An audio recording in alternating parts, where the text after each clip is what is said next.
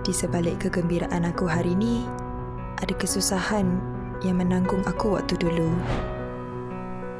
Ini mak aku. Dialah yang menanggung beban keluarga kecil kami. Mak sanggup bersusah payah kerja di kedai runcit orang.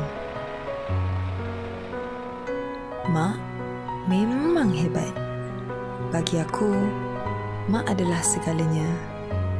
Mak rajin, kuat dan ceria.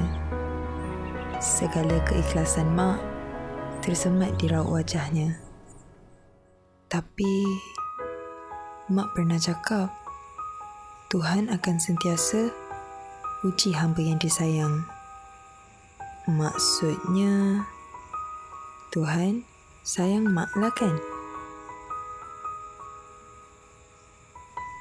Mak selalu cari jalan untuk besarkan aku dengan baik. Walaupun ujian Tuhan tu berat, mak tak pernah lupakan aku, walau sesaat. Mak tetap hadap semuanya demi kebahagiaan aku. Mak tak pernah minta jasa dia dibalas. Mak cakap, mak hanya nak aku jadi seorang yang ceria macam diri mak waktu dulu. Dan ikhlas untuk jaga dia hingga akhir hayat. Segala kesenangan yang aku dapat hari ini adalah hasil titik peluh mak aku.